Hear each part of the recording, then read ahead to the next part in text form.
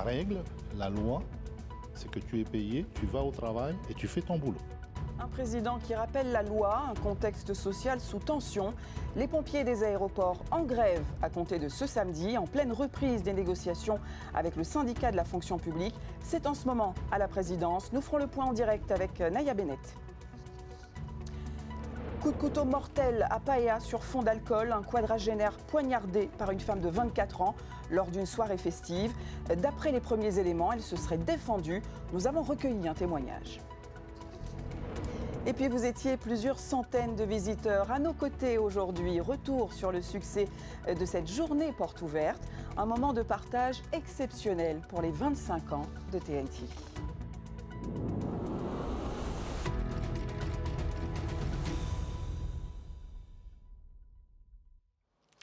Yaorana, c'est donc ce climat social tendu qui fait la une de l'actualité. La situation n'est-elle pas en train de s'aggraver? Hier, vous le savez, il était question de négociations entre la frappe et la présidence. Aujourd'hui, on apprend que les pompiers des aéroports se déclarent grévistes, alors que le fond doit se négocier. C'est plutôt la forme qui pose problème à l'exécutif. Jeanne Tinoloa, Naya Bennett. Moi, depuis ce matin, j'ai des appels désespérés de parents dont les enfants ne pourront pas rentrer. J'ai des malades qui sont inquiets. C'est sur un ton ferme, voire cinglant, que le président du pays s'est exprimé ce midi depuis la présidence sur la fermeture de plusieurs aérodromes. Entouré de la ministre de la fonction publique Vanina Krula et de plusieurs collaborateurs, Moïté Broderson a dénoncé une reprise de grève sans aucune notification officielle et le lancement de procédures disciplinaires. Nous avons donc lancé le recensement des agents qui sont manifestement soit en situation d'abandon de poste. Je l'ai dit et je le répète, tous ceux qui ont fait des abandons de poste ou qui n'ont pas effectué les services rendus feront l'objet de sanctions, en tout cas de poursuites indemnitaires, puis de sanctions. Si leur centrale syndicale leur ont expliqué qu'ils pouvaient le faire, c'est la responsabilité de leur centrale syndicale. Pas de file d'attente visible à l'aéroport ce matin. Des mesures ont été prises en amont pour limiter les désagréments. En temps normal, plus de 1400 passagers transitent quotidiennement par Taitif AA. Aujourd'hui, plus de 300 ont vu leur vol annulé. Alors, on est parti de Moorea. On a dû prendre le ferry qui n'était pas prévu à 11 avec 5 enfants et donc 6 adultes pour pouvoir récupérer un avion à Tahiti. Parce que sinon, on aurait loupé nos vacances et on n'aurait pas pu atterrir à Bora Bora dans les temps et devoir annuler le séjour. C'est vrai que sur les 31 vols de programmés, il y en a 20 qui ont été exploités. Les compagnies ont dû réguler, faire des changements. Et ça représente en fait un total de 11 vols finalement sur 12 destinations qui n'ont pas pu être exploités au départ de l'aéroport aujourd'hui. Face à la situation, le président du pays exhorte les pompiers mobilisés par le mouvement à reprendre leur poste ce soir à minuit. Ce soir à minuit, les aéroports réouvrent. Avec eux, et s'ils ne viennent pas, ça se terminera au tribunal. Contactée, la frappe n'a pas souhaité s'exprimer pour le moment. La relance du mouvement intervient alors que les négociations sont toujours en cours autour du préavis du Faré Tawhiti Nui. Ce préavis doit entrer en vigueur ce dimanche soir si aucun accord n'est trouvé. Et tout se passe en ce moment même à la présidence où nous retrouvons Naya Bennett. Naya, on veut essayer de comprendre la situation. Est-ce que sur place, on parle des revendications de la frappe, de la maison de la culture et du Heiva menacé ou de la grève des pompiers des aéroports? Bien, bonsoir Laurence. Moi je répondrai les deux. Les deux tout simplement parce que hier soir déjà a eu lieu une rencontre concernant ce conflit du Tefaré Tawhiti Nui et ses 16 revendications. Une réunion d'ailleurs qui s'est soldée par le départ de la frappe 1h30 après, il me semble, le début des négociations. Et puis je réponds aussi grève des aéroports aujourd'hui parce que c'est un peu la surprise. La surprise aujourd'hui de se rendre compte que, on va dire, un tiers des aéroports aujourd'hui sont à l'arrêt parce que les pompiers se sont mis en grève. Et c'est surtout des accords sur la forme. La forme, pourquoi? Parce que selon le gouvernement, selon le président, reprendre la grève comme ce qui a été fait aujourd'hui n'avait pas lieu d'être. Tandis que pour la frappe, c'est bien le contraire. Ils étaient dans leur droit de partir en grève comme bon leur semblait. Et pour discuter un peu plus de tout ça, on va recevoir Thibaut Millet, avocat et spécialiste donc, sur cette question. Thibaut, ce soir, qu'en est-il vraiment? Est-ce que cette grève est légitime ou pas? Écoutez, c'est vraiment la raison pour laquelle je souhaitais intervenir sur ce sujet sur lequel je travaille avec le pays. Moi, je suis franchement, sincèrement inquiet pour les grévistes aujourd'hui qui ont pris ce risque de faire grève dans ces conditions très particulières, très compliquées. Et je tenais à apporter un message bienveillant, le plus neutre possible, pour simplement exprimer le risque juridique qui est pris aujourd'hui par les grévistes.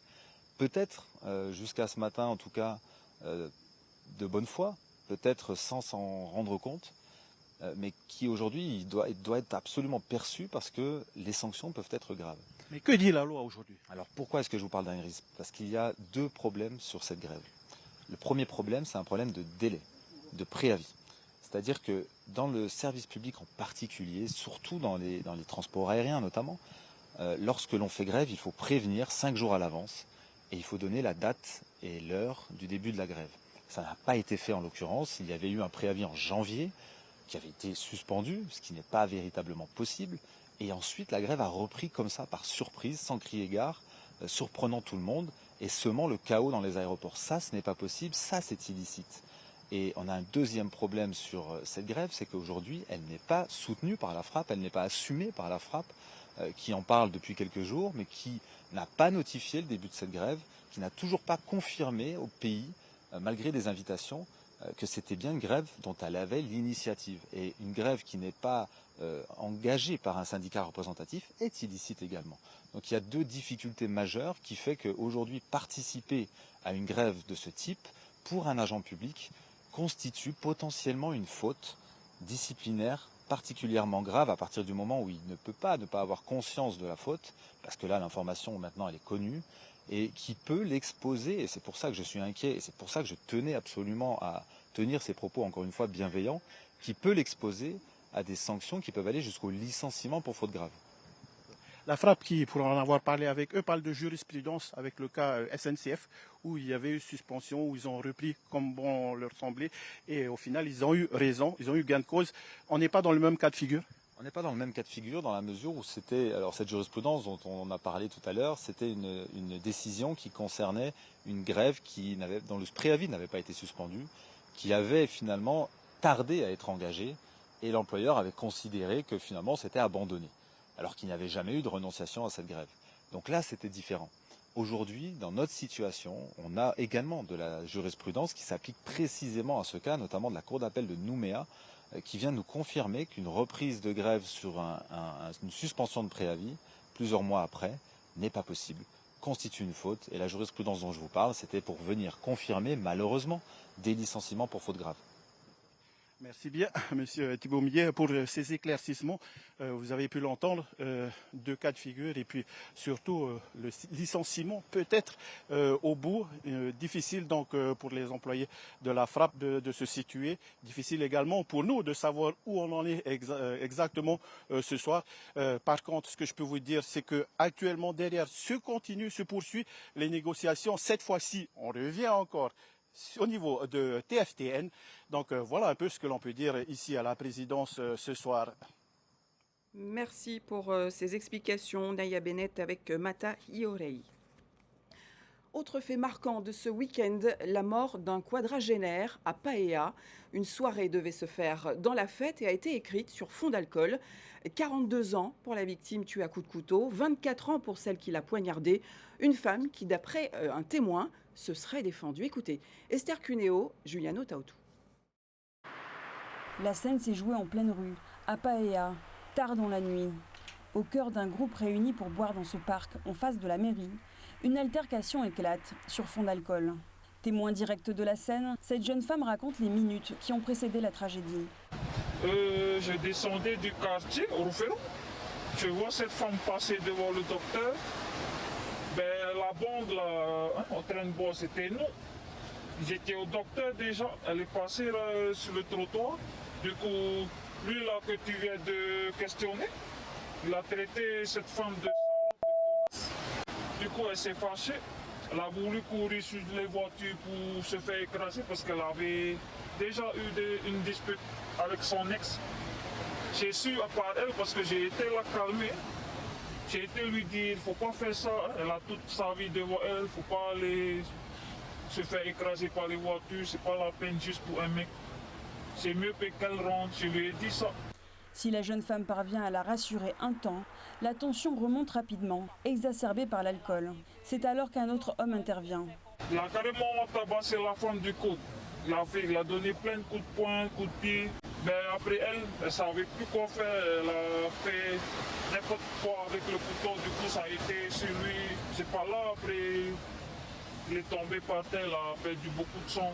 Mais je ne pouvais pas tenir comme elle avait le couteau. J'avais peur aussi. Grièvement touché au ventre, à la gorge, aux côtes et à l'oreille, l'homme de 42 ans s'effondre. Il succombera à ses blessures avant l'arrivée des secours. Une enquête pour homicide a été ouverte. Vous avez pu suivre avec TNTV l'événement Hokulea sur nos réseaux sociaux. Hokulea, c'est 5 décennies de navigation et d'émotion. La mythique pirogue à voile a franchi la passe de Papeete, c'était en début d'après-midi. Neyoa Thompson, légende vivante de la navigation aux étoiles, a été accueillie par un vibrant orero avec les autorités politiques et culturelles, les délégations de Hawaï et de Taïwan. Un nouvel Unu a été dévoilé devant plusieurs milliers de Polynésiens dans les jardins de Paofei. Je vous propose d'écouter la capitaine de Hokulea, Lehua Kamalu, avec Mike Léral, Tiarenui Pahuili Philippon et Serge Richemont. En continuant à naviguer, on maintient vivantes les voix des ancêtres. On peut ainsi transmettre l'enseignement de l'océan aux générations suivantes. Il y a eu une très longue période sans voyage en pirogue traditionnelle de haute mer et nous avions presque perdu cette connexion presque oubliée qui était notre famille et comment nous étions reliés à tous nos frères et sœurs à travers l'océan. Donc ces traversées nous permettent donc de nous remémorer qui nous sommes et où on va. Voyager sur l'océan à la manière ancestrale, ça nous fait réfléchir à tant de choses liées à nos ancêtres, sur ce qu'ils parvenaient à faire sur leurs embarcations. Et c'était fabuleux, leur intelligence, leurs compétences, leur savoir, bâtis sur tant de générations. Donc nous, à travers notre voyage, on espère montrer ce pouvoir et nous en servir pour protéger l'océan, en permettant aux voix des ancêtres d'être à nouveau entendues. On a parcouru environ 2500 miles depuis Hilo à Hawaï avant d'arriver ici. D'abord à Taputapuatea, puis à Papeete. Et l'océan est si vaste et si profond que c'est difficile de réaliser que ce qu'on voit n'est qu'une petite fraction de ce qu'il représente. Mais il y a beaucoup de bateaux, beaucoup de pêche. Année après année, on se rend compte qu'il y a de plus en plus d'activités. Et c'est pour ça qu'il faut qu'on prenne bien la mesure de ce qui se passe dans cet océan qu'on considère comme notre maison.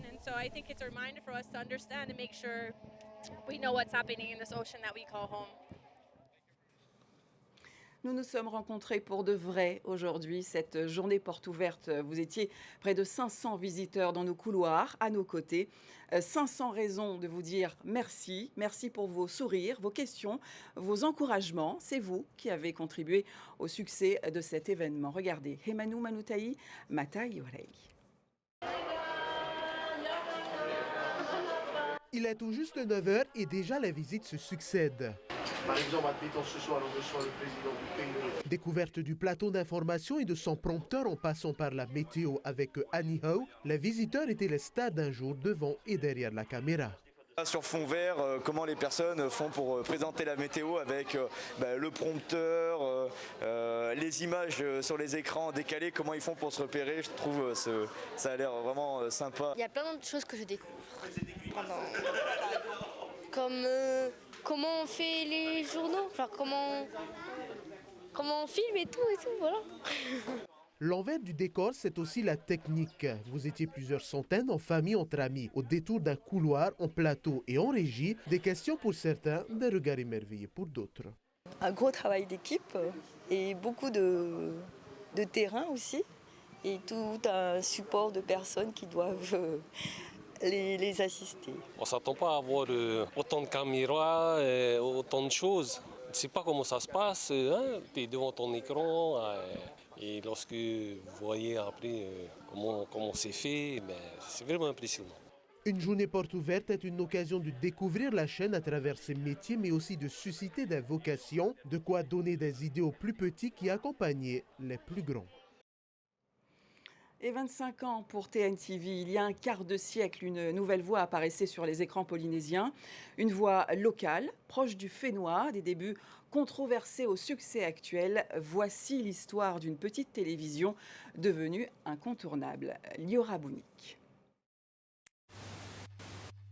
Le 29 juin 2000 est une date de naissance. TNTV fait son apparition sur le petit écran des Polynésiens. TNT Télévision devient réalité. À événement exceptionnel, invité exceptionnel, nous accueillons aujourd'hui Monsieur Gaston Floss, président sénateur du gouvernement. Gaston Floss est à l'origine de cette nouvelle chaîne. Il la lance le jour de la fête de l'autonomie. Objectif, créer un média de proximité et proposer une autre voix que celle de RFO. Nous sommes contre le monopole, nous sommes pour la liberté dans tous les domaines, mais surtout dans celui de l'information. Dès ses débuts, une question se pose. La chaîne est-elle vraiment celle des Polynésiens ou celle du président? Peu à peu, elle gagne en indépendance et affirme sa mission, faire entendre les langues polynésiennes et montrer le quotidien des archipels. Des moments intenses et inoubliables pour nos deux amoureux. On a été les premiers à ouvrir l'antenne aux îles et ça a été une révolution. Ça a été une révolution parce que les gens des îles enfin se voyaient et c'était quotidien. Le ciment finalement de la culture polynésienne, c'est sa langue. Ça a été un des ciments de TNTV, clairement. Et c'est également le ciment, c'est notre base pour développer notre proximité. Tous les soirs, TNTV propose 2 journaux, en français et en tahitien. Elle concurrence RFO sans l'égaler dans les premiers temps. Progressivement, la chaîne élargit son offre avec des événements sportifs, des dessins animés ou encore des telenovelas. Ça a été, les gens ont découvert les telenovelas grâce à TNTV. Des films américains, à l'époque, il n'y en avait pas autant sur RFO. On a eu une programmation, je veux dire, un peu plus moderne. Ce qui a plu, je pense, aux Polynésiens. Mais informer reste la priorité. La chaîne couvre des moments historiques comme la visite de Jacques Chirac ou le Taoui de 2004. Le Tahuera Huiratira avec 54 165 voix obtiennent 28 sièges à l'Assemblée. Son plus gros coup dur arrive en 2010 avec une menace de fermeture. La décision de fermer la chaîne a été actée dans le rapport Bollier au 31 décembre 2010, ce qui a été un choc. Un mouvement de solidarité se développe. Si la chaîne est sauvée, elle doit licencier une partie de son personnel pour répondre à un besoin économique du pays. Ça a été douloureux parce que c'est de recevoir tous ces jeunes que j'appréciais, qui étaient de très bons professionnels, et d'être obligé de leur dire désolé, je ne peux pas te garder, il faut que je te vire. On a été obligé de réduire à 50 personnes. Avec une moitié moins de monde, il fallait continuer à assurer les productions, donc ça n'a pas été facile. Mais après la pluie vient le beau temps. En 2015, l'antenne bat un record d'audience avec le plus grand rassemblement de joueurs de ukulélé au monde, 4792 participants. 2018 marque un nouveau tournant majeur. TNTV devient la chaîne la plus regardée de Polynésie et elle l'est restée. En tout cas, moi, quand j'ai vu les résultats, parce que je les ai reçus par mail, j'ai dit mais c'est pas possible. Je regarde, je dis, ils se sont trompés. Je regarde encore, j'ai dit ah, mais on est vraiment premiers. C'était incroyable. C'était enfin on arrivait à... Excusez-moi, ça me touche. Aujourd'hui, la chaîne évolue avec son temps. Nouveaux supports, nouvelles plateformes, TNTV+ voit le jour. Là, on franchit un nouveau cap avec TNTV+, qui est donc la nouvelle plateforme de streaming disponible sur tablette, mobile, téléphone, Smart TV aussi, c'est la nouveauté, et le web bien sûr. Malgré des moyens très inférieurs à la concurrence, TNTV s'est imposé au Fénois et compte bien continuer à informer et divertir son public pendant longtemps. Et côté sport, on parle BMX ce soir avec un petit prodige lancé pour le Trophée de France ce week-end à Besançon. Il s'appelle Kalani Helm. Il a 8 ans. Ce jeune espoir tentera de se hisser au plus haut niveau national. Désiré Teivao. Ce week-end, c'est sur cette piste à Besançon que Kalani Elm tentera de décrocher la victoire au Trophée de France. Pour aborder au mieux la compétition, le jeune rider s'est entraîné au sein de la structure Sportlife System, une structure spécialisée dans la préparation des pilotes de BMX de haut niveau. La première semaine, c'était dur parce que j'avais 2 à 3 entraînements par jour. Et après, au fil des jours, ça a commencé à venir et c'était moins dur. Kalani reste une expérience positive aux Océania où il avait décroché l'or au début d'année. Mais pour l'emporter ce week-end au Trophée de France, le jeune espoir polynésien devra passer un cap au niveau de son agressivité sur la piste. Techniquement, il n'y a pas de trop grande différence. Il a fallu s'adapter à rouler avec un peloton plus serré et surtout des pilotes qui sont très agressifs et qui sont prêts à passer et à jouer des coups. Du coup, ça, c'est quelque chose qu'il faut appréhender pour lui. Le Trophée de France n'est qu'une première étape pour Kalani. Entre le 10 et le 13 juillet en Lettonie, il participera aussi au championnat d'Europe avec l'équipe de France de BMX. C'est bien pour moi parce que je ne me suis jamais déplacé aussi loin pour le BMX.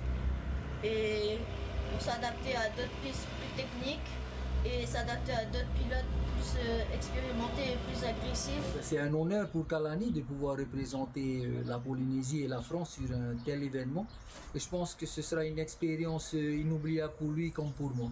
Une expérience unique pour le jeune rider polynésien pour s'affirmer au plus haut niveau national et européen. Et à Palau, vous allez voir l'arrivée des derniers athlètes tahitiens à l'aéroport international. Ils sont une soixantaine de sportifs, d'entraîneurs, d'officiels à rejoindre le village tahitien. Et ils vont se faire peur dans 7 disciplines, tennis de table, haltérophilie, natation, lutte, tir à l'arc, va et beach volley. Dans quelques heures maintenant, ils participeront à la cérémonie d'ouverture de ces mini-jeux du Pacifique. Écoutons au micro de notre envoyé spécial Oriendo Tefao, Françoise Clairfond, responsable d'administration de la Fédération tahitienne de natation. Bon, un petit stop en Nouvelle-Zélande à Auckland pour après prendre un autre vol pour Brisbane, où on a décidé de rester donc 5 jours en stage de préparation donc pour ces mini-jeux, stage de cohésion aussi, puisque nous sommes arrivés mardi et mercredi, à partir de mercredi, jeudi, on a réceptionné donc 2 athlètes qui venaient de la France, qui eux sont passés donc par Dubaï, Brisbane. Il s'agit de Nicolas Vermorel et Lily Païs. Donc on espérait pouvoir s'entraîner, mettre les nageurs à l'eau, mais finalement, vu le timing, ça va être juste installation et ensuite, je crois qu'on va casser un peu la croûte parce que là, ils ont les crocs, là, les nageurs, et puis voilà. Et puis voilà, c'est la fin de ce journal. Votre soirée démarre à 19h sur notre page Facebook avec le tirage au sort de notre grand jeu TNTV. Une chance pour vous de faire partie des 5 gagnants qui seront récompensés. Dans votre petit écran, à suivre un spécial Waves avec Tereva David. Vous savez, c'est ce génie du surf, neveu de Poto, premier champion du monde tahitien. 19h20, Pékin Express vous emmène à Maputo, capitale du Mozambique. Très belle soirée sur TNTV et merci de nous rester fidèles. Retrouvez ce journal en replay sur notre site internet et notre application mobile TNTV.